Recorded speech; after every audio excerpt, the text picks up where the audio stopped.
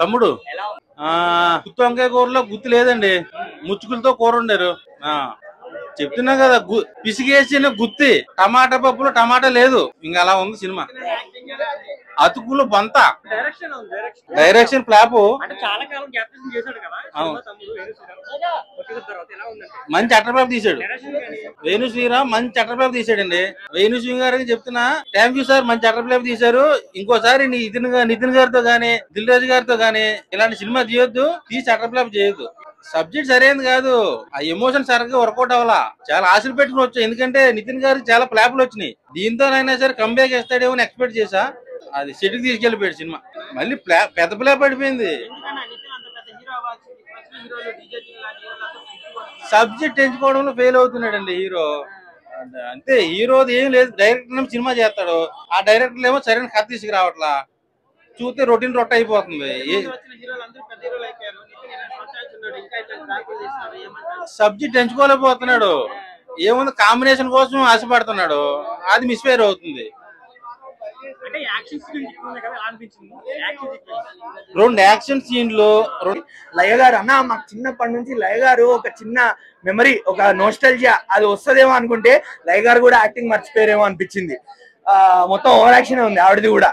అసలు ఏమో సినిమా అసలు మొత్తం తేడాగా ఉండింది. ఎక్కడ కనెక్షన్ లేకుండా, ఎక్కడ సంబంధం లేకుండా ఫిల్లర్స్ ఇచ్చి టైటిల్ కి జస్టిఫికేషన్ లేదన్నా. అందుకే అన్న, నితిన్ గారు సిగ్గుపడాలి మీరు ఆ టైటిల్ పెట్టుకున్నందుకు. ఆయన కూడా ఒక పవన్ కళ్యాణ్ అభిమాని అయి ఉండి సిగ్గుపడాల్సిందే టైటిల్ పెట్టుకున్నందుకు. అంత దారుణంగా ఉంది సినిమా.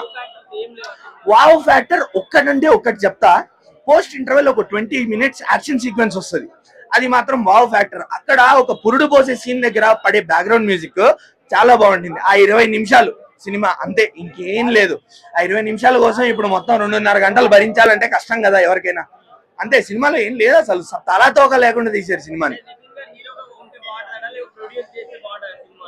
నితిన్ గారు హీరోగా ఉంటే బాగుంటుందన్న. ఆయన హీరో క్యారెక్టరే, ఆయన హీరో కట్అవుటే, తప్పులేదు. కాకపోతే ఆయన కొంచెం ట్రాక్ తప్పారు. కొంచెం ఆలోచించి ఆచితూచి స్క్రిప్ట్లు తీసుకుంటే మేము మళ్ళీ వెళ్తాం, మళ్ళీ ఆయన సినిమాలు చూస్తాం. ఆయన ఎప్పటికైనా ఒక హిట్ కొట్టాలని ఆశిస్తున్నాం మేము కూడా. శ్రీ ఆంజనేయం నుంచి ఆయన అంటే ఇష్టం. ఆయన ఫస్ట్ సినిమా నుంచే ఇష్టం అన్న. ఆయన ఫస్ట్ సినిమా ఎంత పెద్ద హిట్ అయింది, ఎంత పెద్ద సినిమా అయింది అది. సో ఆయన మళ్ళీ మంచి సినిమా తీయాలి, ఆచితూచి మళ్ళా ఒక మంచి స్క్రిప్ట్ తో మళ్ళా జనాల ముందుకు రావాలి. మేము మళ్ళీ వెళ్తాం. కంబ్యాక్ ఇచ్చిన యాక్టర్స్ అంటే ఎవరున్నారు? లయ గారు ఉన్నారు అంతే. లయ గారు అసలు మాకు మంచి చైల్డ్హుడ్ నోస్టాల్జియా ఇస్తారనుకుంటే ఆవిడ యాక్టింగ్ మర్చిపోయారన్న. అసలు ఆవిడ చూస్తుంటే సినిమా మీద, నువ్వు ఆగమ్మా, బ్రహ్మానందం గారు అయినా ఉత్తు అంటావు అలా అనిపించింది. ఊరికే అన్న ఒక ఏదో మాట ప్రామిస్ అంటారు అన్న ఏమనంటే. అసలు మొత్తం ఓవర్ యాక్షన్ ఉంది సినిమాలో. నితిన్ గారు కూడా ఏదో ఒక డైలాగ్ పట్టుకొని గో విత్ ద ఫ్లో అన్నట్టు సినిమా కూడా ఫ్లోలో వెళ్ళిపోద్ది, అంటే ఫ్లోలో దొబ్బుద్ది అంతే. ఈ వీక్ గానన్నా ఈ నైట్ కే దొబ్బేస్తారు సినిమా. నైట్ కే థియేటర్లు ఖాళీ అయిపోతాయి, జనాలు నిద్రపోతున్నారు, ఫోన్లో వదిలితే ఒట్టు. నితిన్ గారు అంత రిక్వెస్ట్ చేసి చూడమంటున్నారు జనాల్ని, కానీ అన్న నైట్ షో నుంచే థియేటర్లు ఖాళీ అయిపోతాయి. రాయలే రాబిన్హుడ్ చూడొచ్చులే కనీసం ఒక్కసారైనా. ఏం చెప్పాలన్నా మీకు, ఏడవాలా నవ్వాలా? మా ఓడు తమ్ముడు అని చెప్పి బ్లాక్ బస్టర్ ఇస్తే నితిన్ అన్న మాత్రం వెరీ డిసప్పాయింటెడ్. అసలు నేనైతే ఇది బాగుంది అని చెప్పడానికి వేలల్లో లెక్కేయచ్చు, 1 or 2, 3 సీన్స్ అంతే తప్ప రిమైనింగ్ అంతా చాలా బోర్ కొట్టించేస్తుంది. థియేటర్లో కూర్చున్నోడు ప్రతి ఓడు పంచులు వేసుకోవడానికి సరిపోయింది. అరే ఇది ఇలా కూడా చేయొచ్చా అన్నట్టుంది సినిమా. స్టోరీ లైన్ చాలా సింపుల్. అక్క కోసం తమ్ముడు చేసే ఫైట్స్, రిమైనింగ్ అక్క కోసం ఏం చేయాలో ఆ తమ్ముడు, అక్క ప్రేమ మళ్ళీ ఆ ప్రేమను పొందడానికి తమ్ముడు చేసే పోరాటం ఇది. సినిమా అయితే నాకైతే అస్సలు నచ్చలేదు. 1 or 2 సీన్స్ తప్ప రిమైనింగ్ ఏది నచ్చలేదు నాకైతే. దాంట్లో చేసిన క్యారెక్టర్స్ కూడా, లయ గారు క్యారెక్టర్ బాగుంది, నితిన్ గారు ఆబ్వియస్గా హీరో కాబట్టి క్యారెక్టర్ బాగా చేశారు. వర్ష క్యారెక్టర్ కావచ్చు, అండ్ వీటన్నిటిని డామినేట్ చేసే ఒక క్యారెక్టర్ ఉంది రత్న అని, వేరే లెవెల్. అసలు గుర్రం మీద వస్తుంటే అసలు ఫిదా అయిపోయాను నేనైతే. సాంగ్స్ అయితే ఒకటే సాంగ్ బాగుంది, రిమైనింగ్ అంతా అస్సలు నాకు తెలిసి నితిన్ గారి కెరియర్ లో మేబీ ఇంకొక డిజాస్టర్ అనే ఫీలింగ్ అయితే నాకు అనిపించింది. నితిన్ గారు లవ్ స్టోరీలు చేస్తే బాగుంటుందండి. ఇలాంటి ఫైట్స్ ఎంచుకొని లేకుంటే కమర్షియల్ ఎలిమెంట్స్ ఇలా ఓవరాల్ గా పెట్టుకొని చేస్తే మాత్రం వర్కౌట్ అవ్వట్లేదు. మేబీ మళ్ళీ మంచి లవ్ స్టోరీతో రావాలని నేనైతే కోరుకుంటున్నా.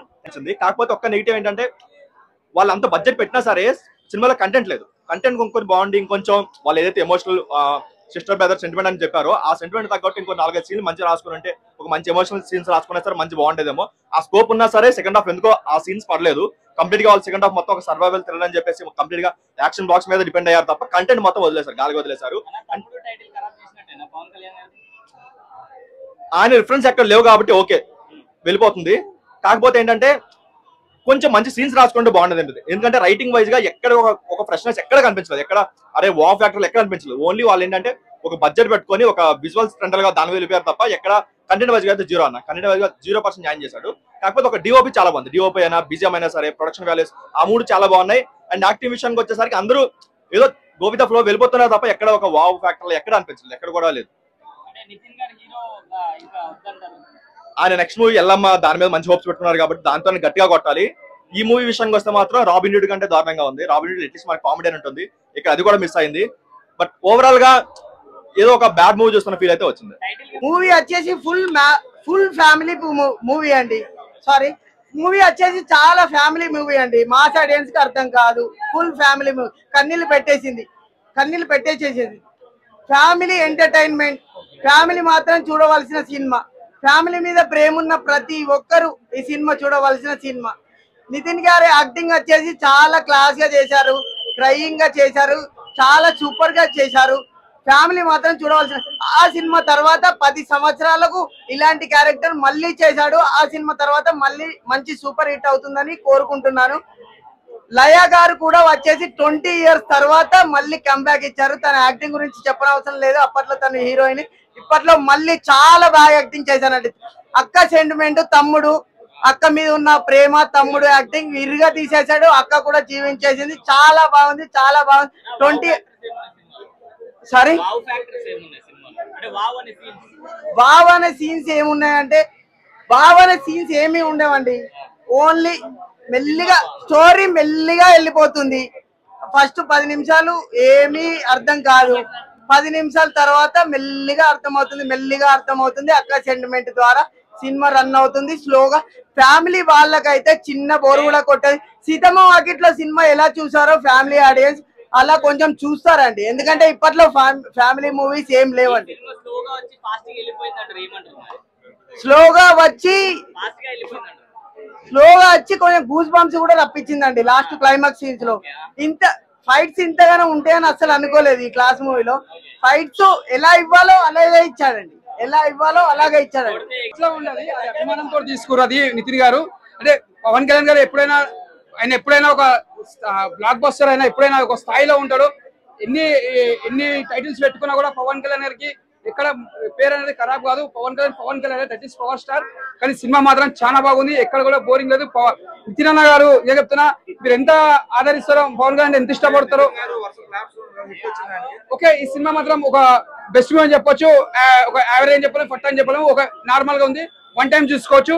బ్యాక్గ్రౌండ్ మ్యూజిక్ తీసుకున్నా, స్క్రీన్ ప్లే తీసుకున్నా చాలా బాగుంది, ఒక డిఫరెంట్ గా ఉంది. స్క్రీన్ ప్లే మాత్రం అదరగొట్టేసిన సినిమా. చెప్తున్నా నితిన్ అన్న కెరియర్ లో ఇది ఒక బెస్ట్ మూవీ అని చెప్పొచ్చు. ఫైట్స్ మాత్రం దుమ్ము లేపేసిండు.